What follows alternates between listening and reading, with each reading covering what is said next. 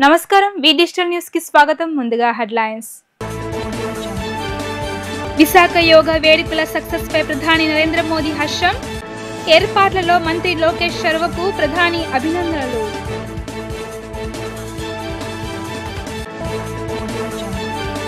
ప్రజల భాగస్వామ్యంతోనే విజయమన్న ముఖ్యమంత్రి చంద్రబాబు. ప్రపంచ రికార్డుల సాధనపై సిబ్బందికి అభినందనలు.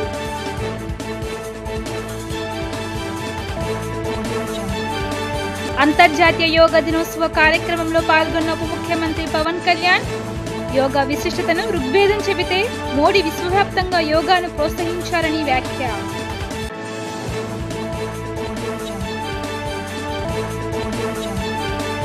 యోగా ద్వారా ప్రపంచ దేశాలను ఏకం చేయవచ్చని ప్రధాని నరేంద్ర మోదీ తెలిపారు. యోగా దినోత్సవ ప్రతిపాదనకు 170 దేశాలు మద్దతు ఇచ్చాయని గుర్తు చేశారు. 170 దేశాల్లో యోగా చేయడం సాధారణ విషయం కాదని పేర్కొన్నారు. యోగాంధ్ర కార్యక్రమానికి ముఖ్య అతిథిగా ప్రధాని నరేంద్ర మోదీ హాజరయ్యారు. యోగా డేలో governor Abdul Nazir, CM Chandrababu, deputy CM Pawan Kalyan, Lokesh సహా మంత్రులు పాల్గొన్నారు. వీరితో పాటు కేంద్ర మంత్రులు జాదవ్ ప్రతాప్రావు, రామ్మోహన్, శ్రీనివాస్ వర్మ యోగాంధ్ర కార్యక్రమంలో పాల్గొన్నారు. ఈ సందర్భంగా మోదీ మాట్లాడుతూ యోగా అనేది మానవతను పెంచే సామూహిక ప్రక్రియ అని తెలిపారు. అందరికీ అంతర్జాతీయ యోగా దినోత్సవ శుభాకాంక్షలు తెలిపిన మోదీ గత 10 ఏళ్లలో కోట్ల మంది జీవితాల్లో యోగా వెలుగులు నింపింది అన్నారు. గ్రామ గ్రామాల్లో యువకులు యోగాను అనుసరిస్తున్నారు అని చెప్పారు. యోగాకు హద్దులు లేవని, యోగాకు వయసుతో పని లేదని మోదీ పేర్కొన్నారు. ప్రకృతి సౌందర్యానికి, ప్రగతికి విశాఖపట్నం చిరునామా అని చంద్రబాబు, పవన్ యోగాంధ్ర నిర్వహణకు చొరవ చూపారని కొనియాడారు. నారా లోకేష్ కూడా యోగాంధ్ర కార్యక్రమం కోసం కృషి చేశారు అని అన్నారు. 1.5 రోజుల్లో యోగాంధ్రను విజయవంతం చేయడంలో లోకేష్ పాత్ర కీలకమైందన్న మోదీ కొత్త కార్యక్రమాల రూపకల్పనలో లోకేష్ చొరవ ప్రశంసనీయమన్నారు. योग की यात्रा को जब देखता हूं तो बहुत कुछ याद आता है।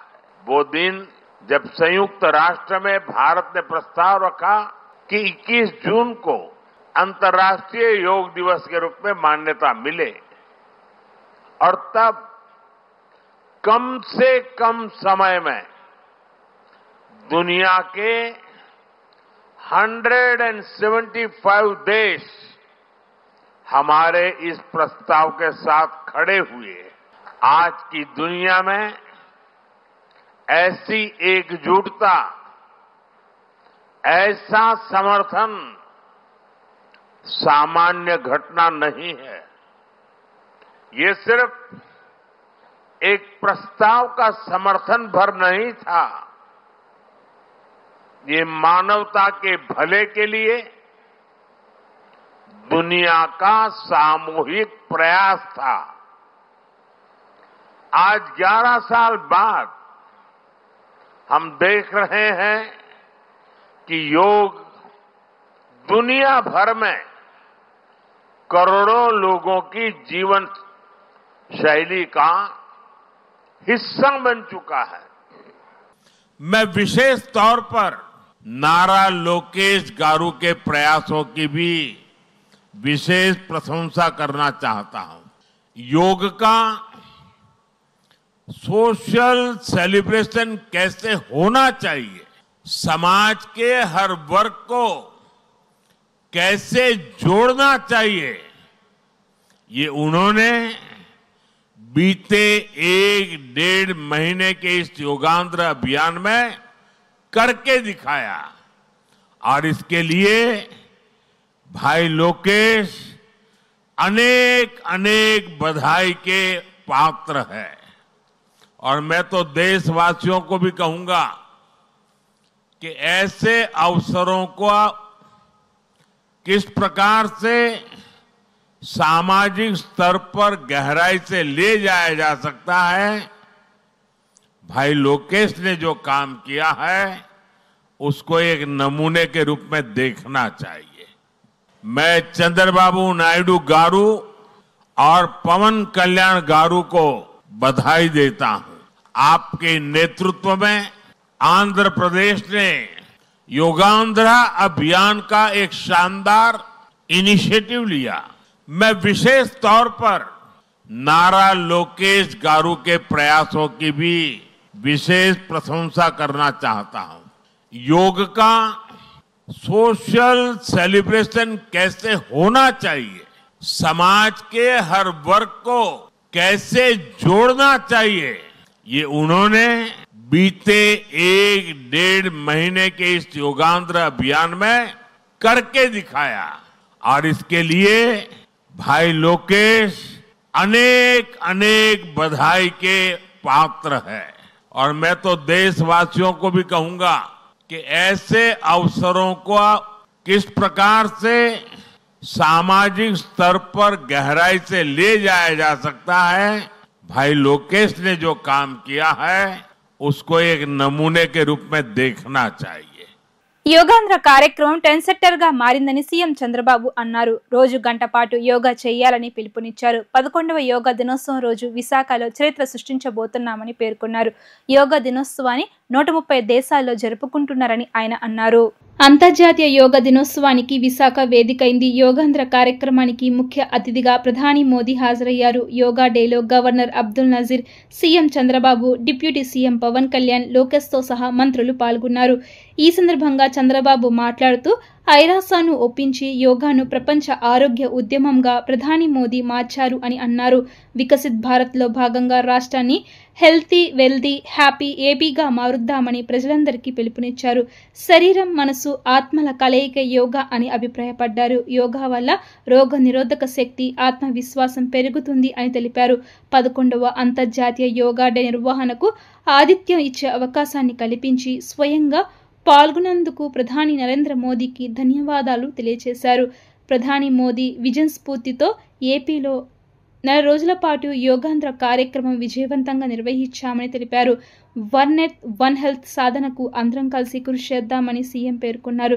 యోగాంధ్ర కార్యక్రమం ట్రెండ్ సెక్టర్ గా నిలిచిందని ఆయన సంతోషం వ్యక్తం చేశారు.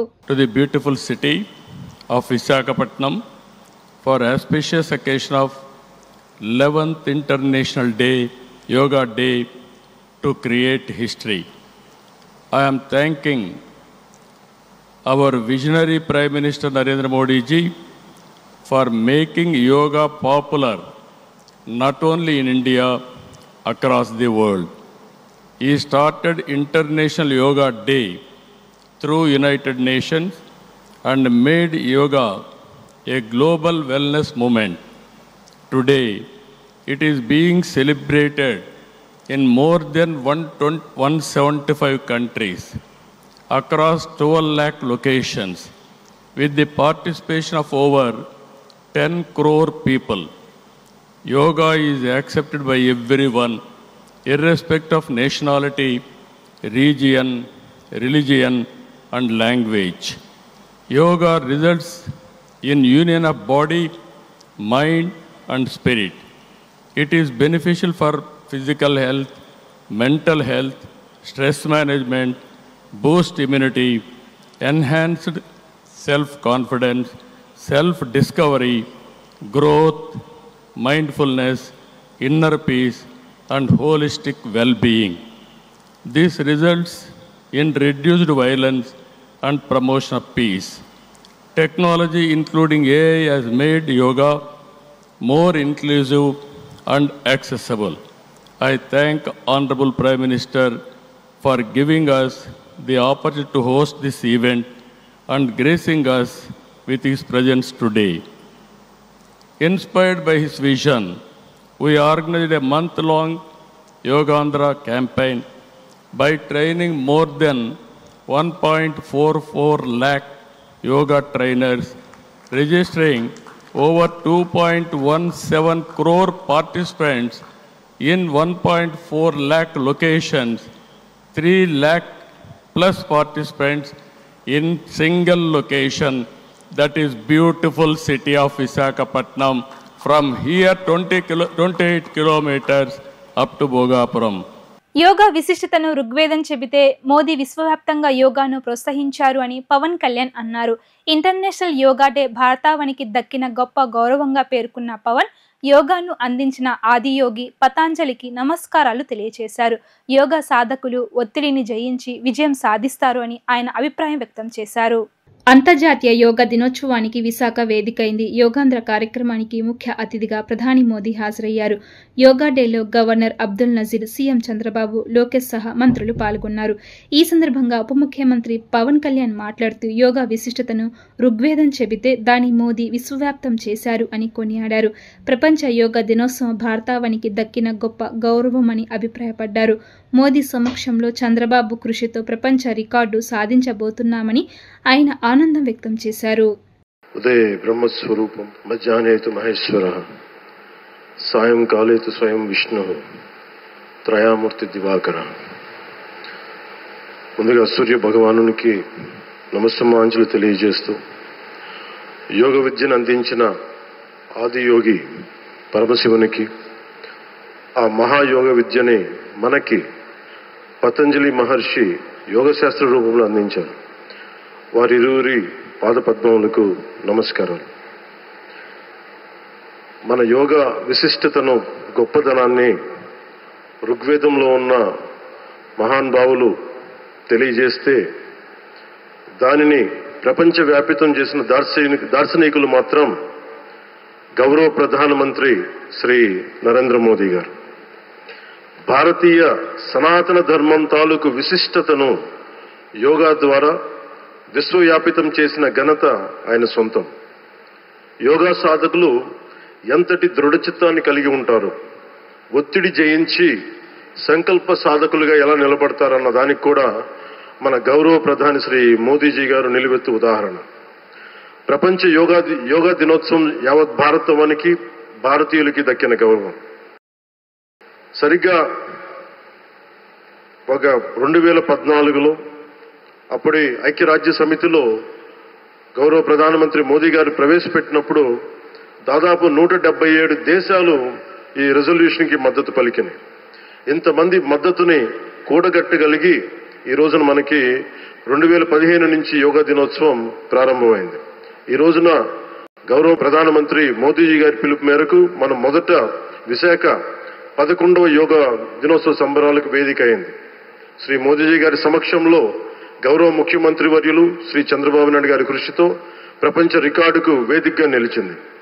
విశ్వనరులు మోదీజీ గారి పిలుపు మేరకు యోగా ఒక వన్ ఎర్త్ వన్ హెల్త్, ఈ ఆరోగ్యం థీమ్ ని ఈ వేదిక నుంచి ప్రతి ఒక్కరూ ముందుకు తీసుకెళ్లాలని మనస్ఫూర్తిగా కోరుకుంటూ, ఇక్కడ ఆసీనులైన మీ అందరికీ, ఇక్కడికి వచ్చేసిన ప్రతి ఒక్కరికి కూడా పేరు పేరున నా హృదయపూర్వక వందనాలు, నమస్కారాలు. నెలన్నర రోజులుగా రాష్ట్ర ప్రభుత్వం చేస్తున్న యోగాంధ్ర యజ్ఞం ఫలించింది. యోగాంధ్ర పేరుతో విశాఖలో రాష్ట్ర ప్రభుత్వం చేపట్టిన 11వ అంతర్జాతీయ యోగా డే కార్యక్రమం దిగ్విజయమైంది. యంత్రాంగమంతా మోహరించి చేసిన కృషి క్షేత్రస్థాయిలో సత్ఫలితాలు ఇచ్చింది. ప్రభుత్వం చేసిన కృషికి ఫలితంగా లక్షలాది మంది ప్రజలు తెల్లవారుజాము నుంచే స్వచ్ఛందంగా తరలివచ్చి యోగా డే వేడుకల్లో భాగస్వాములయ్యారు. కార్యక్రమానికి తిరుగులేని విజయాన్ని కట్టబెట్టారు. అందరి కృషి భాగస్వామ్యానికి బోనస్గా 2 గిన్నిస్ బుక్ ఆఫ్ వరల్డ్ రికార్డులు యోగాంధ్ర వశమయ్యాయి. ఏపీలో విశాఖ సాగర తీరాన 3 లక్షల మందికి పైగా ప్రజలు యోగాసనాలు వేశారు. ప్రధాని నరేంద్ర మోదీ, కేంద్ర మంత్రులు, governor justice Abdul Nazir, AP CM Chandrababu, deputy CM Pawan Kalyan, లోకేష్తో సహా రాష్ట్ర మంత్రులతో పాటు లక్షలాది మంది ప్రజలు, యోగా గురువులు, ప్రావీణ్యుల ఆధ్వర్యంలో తనవు మనస్సును ఏకం చేస్తూ యోగా ముద్రలు వేశారు. యోగా ప్రతి ఒక్కరి జీవన విధానంలో భాగం కావాల్సిన అవసరం ఎంతైనా ఉందని ఆంధ్రప్రదేశ్ ప్రభుత్వ పరిశ్రమల ఫుడ్ ప్రాసెసింగ్ శాఖ కార్యదర్శి చిరంజీవి చౌదరి అన్నారు. యోగాతో శారీరక, మానసిక ఆరోగ్యం లభిస్తుందని, ప్రతి ఒక్కరి ఆరోగ్య పరిరక్షణ కోరుతూ కేంద్ర రాష్ట్ర ప్రభుత్వాలు అంతర్జాతీయ యోగా దినోత్సవాన్ని ఘనంగా నిర్వహిస్తున్నాయని చెప్పారు. యోగా డే తర్వాత కూడా నిత్యం ప్రతి ఒక్కరూ యోగా సాధన చేసి ఆరోగ్యవంతమైన జీవనాన్ని కొనసాగించాలని కోరారు. చిట్టినగర్లోని కృష్ణా మిల్క్ యూనియన్ విజయ డైరీ ప్రాంగణంలో అంతర్జాతీయ యోగా దినోత్సవ వేడుకలు ఘనంగా నిర్వహించారు. విజయ డైరీ చైర్మన్ చలసాని ఆంజనేయులు ఆధ్వర్యంలో జరిగిన ఈ కార్యక్రమంలో ముఖ్య అతిథిగా రాష్ట్ర ప్రభుత్వ పరిశ్రమలు ఫుడ్ ప్రాసెసింగ్ శాఖ కార్యదర్శి చిరంజీవి చౌదరి హాజరయ్యారు.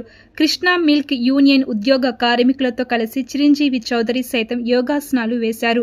ఈ సందర్భంగా చిరంజీవి చౌదరి మాట్లాడుతూ రాష్ట్ర ప్రభుత్వం, కేంద్ర ప్రభుత్వం సంయుక్తంగా ప్రతి ఒక్కరూ యోగా నేర్చుకోవాలి అని మంచి సంకల్పంతో ఉన్నారన్నారు. యోగా ద్వారా అనేక దీర్ఘకాలిక రోగాల సైతం నయమవుతాయని, యోగాకు పుట్టినిల్లు భారతావని అని చెప్పారు. చలసాని ఆంజనేయులు మాట్లాడుతూ రాష్ట్ర ప్రభుత్వం ప్రతిష్టాత్మకంగా చేపట్టిన అంతర్జాతీయ యోగా దినోత్సవ వేడుకల్లో తమ కృష్ణా యూనియన్ సైతం భాగస్వామ్యం కావడం సంతోషంగా ఉందన్నారు. ప్రతి ఒక్కరూ ఆరోగ్యవంతులుగా ఉండాలి అని మంచి సంకల్పంతో రాష్ట్ర ముఖ్యమంత్రి నారా చంద్రబాబు నాయుడు యోగాను ప్రతి ఒక్కరూ నేర్చుకోవాలి అని ఆకాంక్షిస్తున్నారని, ఆయన ఆకాంక్షకు తగ్గినట్లుగా తమ కృష్ణా మిల్క్ యూనియన్లో నిత్యం యోగా సాధన జరిగేలా చర్యలు చేపడతామని తెలిపారు. మన యువన్ ద్వారా మొత్తం ప్రపంచంలో ఇంటర్నేషనల్ డే ఆఫ్ యోగా అది కూడా ఇండియా చొరవతో డిక్లేర్ చేయడం జరిగింది. ఇవాళ మొత్తం భారతదేశంలో కాకుండా ప్రపంచంలో ఈ యోగా జరుగుతూ ఉంది. మన ఆంధ్రప్రదేశ్ రాష్ట్రంలో ఈరోజు ప్రధానమంత్రి గారు ఆధ్వర్యంలో మన ముఖ్యమంత్రి గారు, మన డిప్యూటీ చీఫ్ మినిస్టర్ గారు, ఎంతోమంది లక్షలాది మంది అక్కడ యోగా ప్రాక్టీస్ చేసుకుంటున్నారు. అదే కాకుండా యోగా ఆంధ్ర గత ఒక 30 రోజుల నుంచి మన రాష్ట్రంలో కొనసాగుతూ ఉంది. దీంట్లో కొన్ని కోట్లు మనిషి పార్టిసిపేట్ చేశారు. దీని ఉద్దేశం అంటే మన భారతదేశంగా, మన ఆంధ్రప్రదేశ్ రాష్ట్రంలో ప్రతి ఒక్క ప్రజలు ఆరోగ్యంగా ఉండాలి, ఆనందంగా ఉండాలి, సుఖంగా ఉండాలి. దానికి యోగా ఒక మంచి పాత్ర వహిస్తుంది. ఎందుకంటే యోగాలో మనకు మానసికంగా, శారీరకంగా అన్ని రకాలు ఎక్సర్సైజ్ ఉంటాయి. We can train our mind, we can train our body. And ఇలాంటి మంచి హ్యాబిట్స్తో మన ఇంకా ముందుగా కూడా మైండ్లో కూడా ఒక పీస్ఫుల్ ఎన్వైర్న్మెంట్ ఉంటుంది. దానివల్ల మన ప్రొడక్టివిటీ పెరుగుతుంది. So it's a matter of pride far all the Indians that today worldwide everybody is talking about India and the yoga which was started origin మన ఇండియాలోనే ఉంది. ఎన్నో దశాబ్దం నుంచి అంటే సెంచురీస్ నుంచి ఇది మన దేశంలో ప్రాక్టీస్ చేస్తూ ఉన్నారు. So we all should take pride in it. And not only pride but మన ప్రతి ఒక్కరు దీనికి ప్రాక్టీస్ చేయాలి. యూత్ కానీ, ఓల్డ్ కానీ, మిడిల్ మ్యాన్ కానీ ఎవరైనా ఉంటే ఇది మహిళలు కానీ, పురుషులు కానీ ప్రతి అందరికీ ఇది హెల్ప్ఫుల్గా ఉంటుంది. కాబట్టి let us practice yoga and let us make others to also practice yoga. ఇవాళ భవిష్యత్తు తరాలకి మనిషి పనిచేయాలంటే ఆరోగ్యం ఉండాలి, మానసిక ఆనందంగా ఉండాలి, ఆరోగ్యం ఉండాలి. ఈ రెండూ కూడా చేయటానికి రోజు కొంత సమయాన్ని వెచ్చించగలిగితే మన కుటుంబాలకి, మన ఆరోగ్యానికి, ప్రపంచానికి కూడా మేలు జరిగేటువంటి కార్యక్రమాన్ని ఈరోజు తీసుకున్నందుకు ప్రధానమంత్రి గారు కానీ, ముఖ్యమంత్రి గారు కానీ, ఉప ముఖ్యమంత్రి గారు కానీ, కూటమి ప్రభుత్వానికి అందరికీ కృతజ్ఞత తెలియజేస్తున్నాం. కృష్ణా మిల్క్ యూనియన్ అంటే రైతులు తెల్లవారుజామున 4 గంటలు చేసి యోగా, ఎక్సర్సైజ్ ఇవన్నీ కూడా గేదెలగాడ పేడగాళ్ళు తీయటం, పాలు తీయటం ఇవన్నీ కూడా యోగా ఎక్సర్సైజెస్. మానసిక ఆనందాన్ని ఆల్పొందుతూ ఉన్నారు. కానీ ఉద్యోగస్తులు కానీ, మేము కానీ చాలామంది ఇవాళ మా పాలకవర్గం కానీ ఇవాళ ఒక యోగా డే అనేది ఇవాళ ఒక రోజుకు కాదు, దైనందిక కార్యక్రమంలో భాగంగా ఈ కార్యక్రమాన్ని కూడా మేము తీసుకోవడం జరిగింది. ఖచ్చితంగా ఈ కార్యక్రమం వల్ల ఈ సమాజానికి, దేశానికి, మన కుటుంబాలకి, వ్యవస్థకి అన్నిటికీ మేలు జరుగుతుందని ఈ కార్యక్రమాన్ని ఈరోజు రూపొందించిన వారికి, అలాగే పాల్గొన్న వాళ్ళందరికీ కూడా చిరంజీవి చౌదరి గారు ఒక రైతు మనిషిగా, ఒక సెక్రటరీగా, ఏఎఫ్ఎస్ అధికారిగా, ఒక రైతాంగానికి చేయగలిగినటువంటి అవకాశాలన్నీ కూడా మేము చాలా సంవత్సరాల నుంచి ఆయన యొక్క ఆలోచనలో మేము గమనిస్తూ ఉన్నాం. ఆయన్ని ఈ రోజున మేము కోరటం, ఈ కార్యక్రమంలో పాల్గొని ఈ కార్యక్రమాన్ని దిగ్విజయించినందుకు ఇవాళ food processing secretary Chiranjeevi Chowdary గారికి, ముఖ్యమంత్రి గారికి, ప్రభుత్వానికి, మా అధికారులకి, పాలకవర్గం అందరికీ కూడా కృతజ్ఞతలు తెలియజేస్తున్నాం. కార్మిక హక్కులు కాలరాసేందుకు కూటమి ప్రభుత్వం ప్రయత్నిస్తుందని కార్మిక సంఘాల నేతలు మండిపడ్డారు. పని గంటల పెంచాలని నిర్ణయాన్ని తక్షణమే విరమించాలని వారు డిమాండ్ చేశారు. కార్మికుల సమస్యల గాలి కుదిరి కార్పొరేట్లకు కొమ్ము కాస్తున్నారని ధ్వజమెత్తారు. పని గంటల పెంపు నిర్ణయాన్ని ఉపసంహరించుకోని పక్షంలో కార్మికుల ఆగ్రహానికి గురికాక తప్పదని హెచ్చరించారు. కూటమి ప్రభుత్వం తీసుకువచ్చిన పని గంటల పెంపును తక్షణమే రద్దు చేయాలని డిమాండ్ చేస్తూ కార్మిక సంఘాల ఆధ్వర్యంలో అలంకార్ ధర్నా చౌక్ వద్ద ధర్నా చేపట్టారు. ఈ సందర్భంగా ఏఐటియుసి రాష్ట్ర కార్యదర్శి రవీంద్ర, సిఐటియుసి నేత ఎన్సీహెచ్ నరసింహారావు, ఐఎఫ్టియు రాష్ట్ర కార్యదర్శి పోలారి మాట్లాడుతూ పని గంటలను పెంచుతూ కూటమి ప్రభుత్వం చేసిన నిర్ణయాన్ని తక్షణం వెనక్కి తీసుకోవాలని డిమాండ్ చేశారు. 139 సంవత్సరాల క్రితం పోరాడి ప్రాణ త్యాగాలు చేసి సాధించుకున్న 8 గంటల పని విధానాన్ని అవహేళన చేస్తూ చంద్రబాబు, పవన్ కళ్యాణ్ కార్మికులకు అన్యాయం చేస్తున్నారు అని విమర్శించారు. మహిళలకు పగటిపూట రక్షణ కల్పించలేని కూటమి ప్రభుత్వం శ్రామిక మహిళలను రాత్రి వేళల్లో పని చేయించడాన్ని మానుకోవాలి అన్నారు. కార్పొరేట్ల ప్రయోజనాలే కూటమి పెద్దలకు ముఖ్యమని విమర్శించారు. గత 15 సంవత్సరాల నుంచి రాష్ట్రంలో కనీస వేతనాలను సవరించలేదని, తక్షణం సలహా మండలిని నియమించి ధరలకు అనుగుణంగా కనీస వేతనాన్ని 26,000 నిర్ణయించి రాష్ట్రంలో అమలు చేయాలని కోరారు. 26,000 లోపు జీతాలు ఉన్న కార్మికులకు సంక్షేమ పథకాలను అమలు చేయాలని డిమాండ్ చేశారు.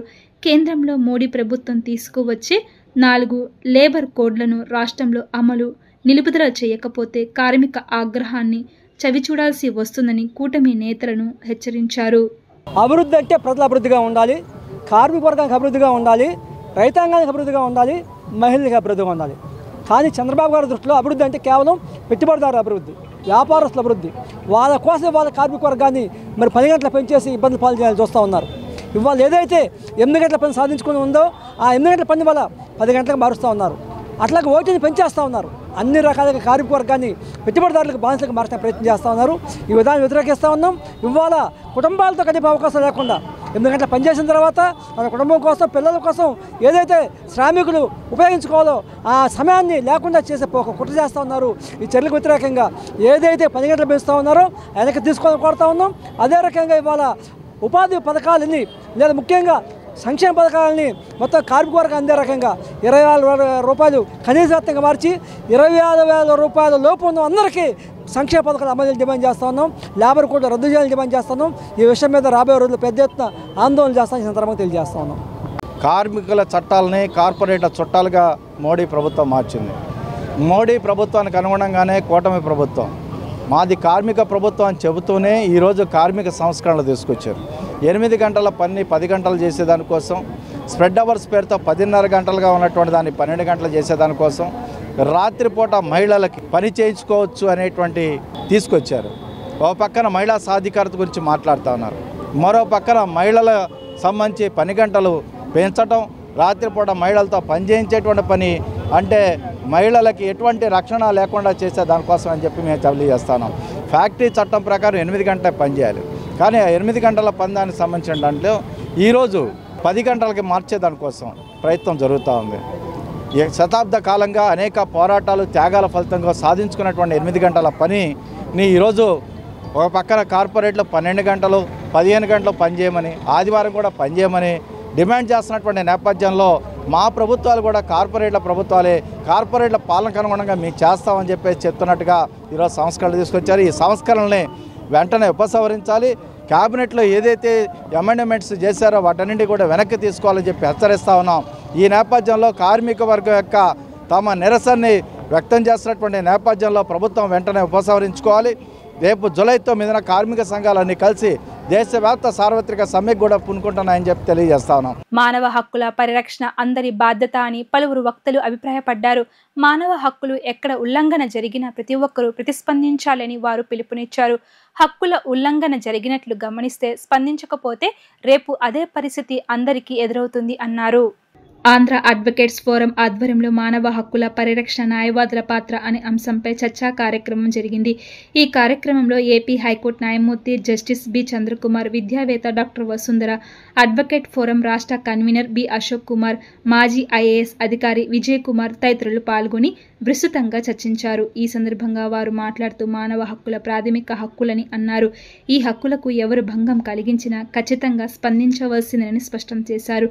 మానవ హక్కులకు భంగం కలిగినప్పుడు మాత్రమే కాకుండా ఎక్కడైనా ఎవరి హక్కుల ఉల్లంఘన జరిగినట్లు గమనించినా వెనువెంటనే ప్రతిస్పందించాలి అన్నారు.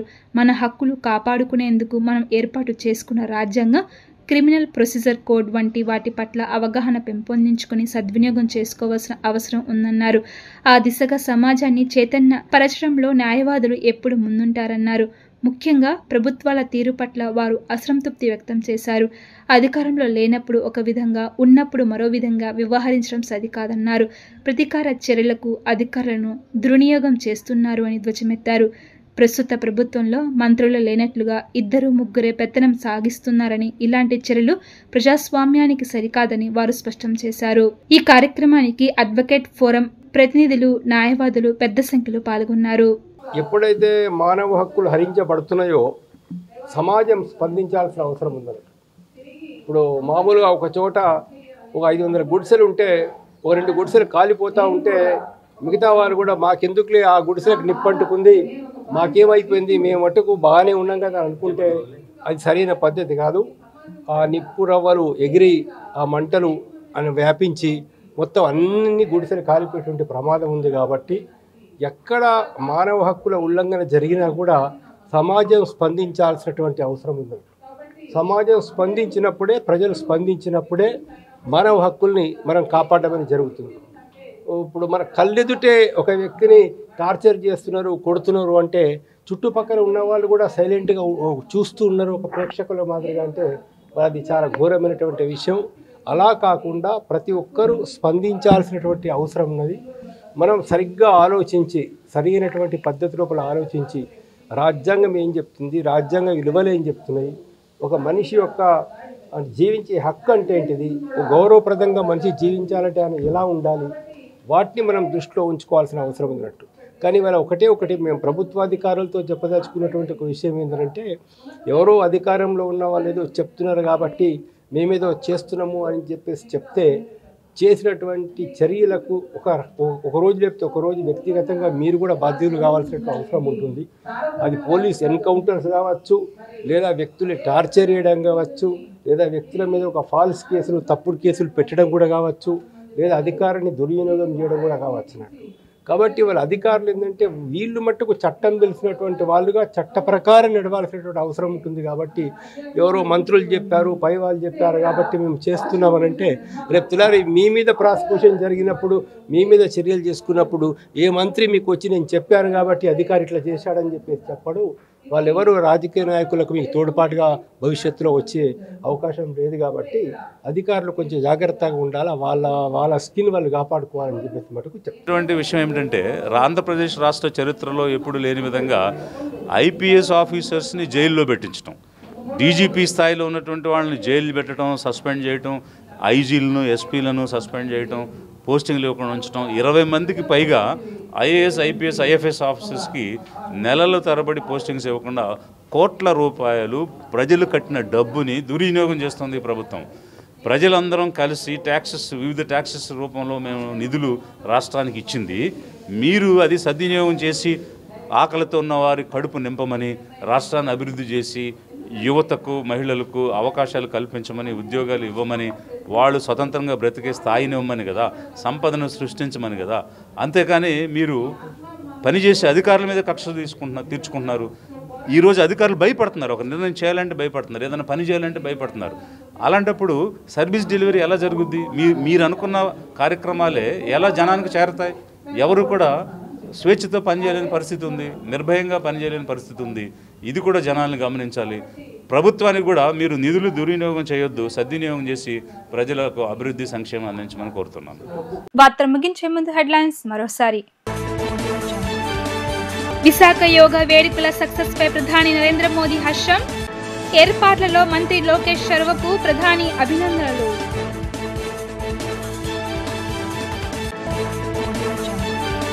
ప్రజల భాగస్వామ్యంతోనే విజయమన్న ముఖ్యమంత్రి చంద్రబాబు. ప్రపంచ రికార్డుల సాధనపై సిబ్బందికి అభినందనలు.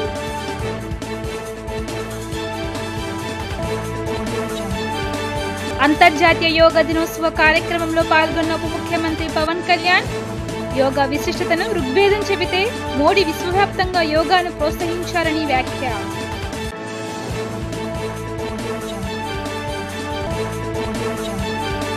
ఇవి ఇప్పటి వరకున్న అప్డేట్స్. కీప్ వాచింగ్ వి డిజిటల్ న్యూస్.